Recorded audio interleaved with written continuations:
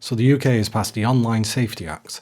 Soon other governments are to follow, so even though you may not be from the UK, please keep this in mind because it will apply to you sooner or later.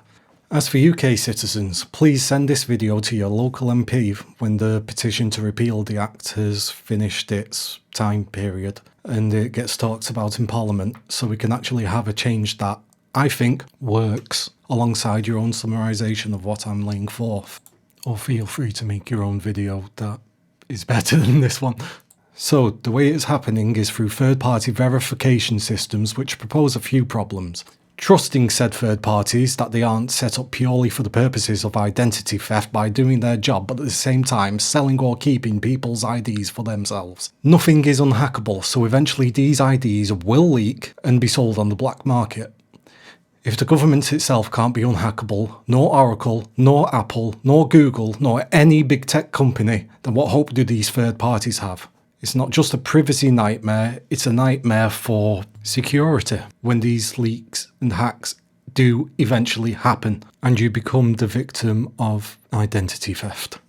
I won't go into depth, but the ways to circumvent this act include, but are not limited to, VPNs, Tor, proxies, AI generation of IDs, 3D modelling software pipes through a fake camera driver, or just kids taking their parents' IDs or slightly pointing their camera at them in the case of biometric scanning. So what's the solution? It's very simple.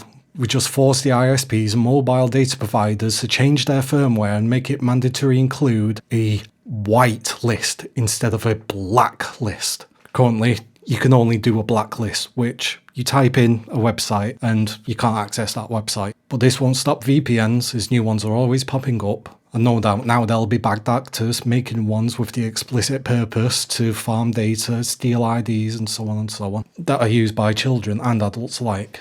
And the same can be said about proxies. As for Tor, they're always making new nodes, so it's a whack-a-mole situation. All these services need to do is swap their IP address and your whitelist no longer works them. Never mind Tor, which already has thousands of them. So I would propose we change it to a whitelist, not a blacklist, where if your name's not down, you're not coming in. You only have access to the websites which are in this whitelist. But you should still have the ability to turn it off completely for people who never have kids around in their house. So the adults will pay for the internet and the devices in their home to access the internet can still have the liberty and freedom to peruse the internet at their discretion however they seem fit. But there's a way to also allow adults within children-bearing households to have their unfettered access too. One is to use what is known as QoS, so the adults get their own network access point and the kids get there. Turn the list off for the adults and on for the kids, and keep the passwords safe so that the kids can't access them, no matter how hard they try.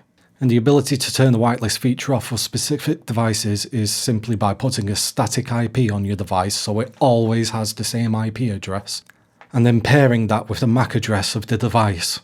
Pairing it with the MAC address is essential, as there are only 254 individual IPv4 addresses a router can have, so the kids can just guess them until they reach the static IP that the parents have chosen. But since MAC addresses are unique identifiers to the device itself, and there are 281 trillion different ones, the time it would take to guess their parents' MAC address would take so long that they'll be an adult anyway, if they can even figure out how to do that. And that's it. It's that simple. As for mobile data, just have Virgin, T-Mobile, EE, etc. have a password-protected portal for the parent to control the whitelist that's responsible for their child's SIM card, and you're done.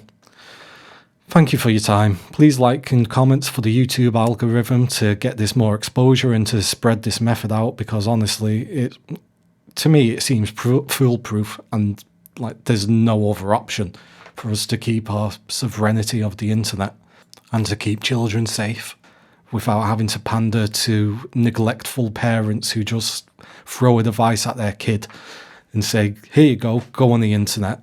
Feel free to spread the message on any social media you have. Translate it to your own native language for when the EU tries it. And feel free to subscribe if you like, but this isn't the kind of content I do. I do gaming and music, so if you're interested in that, yeah. If not, I don't mind. So, ta-ta for now.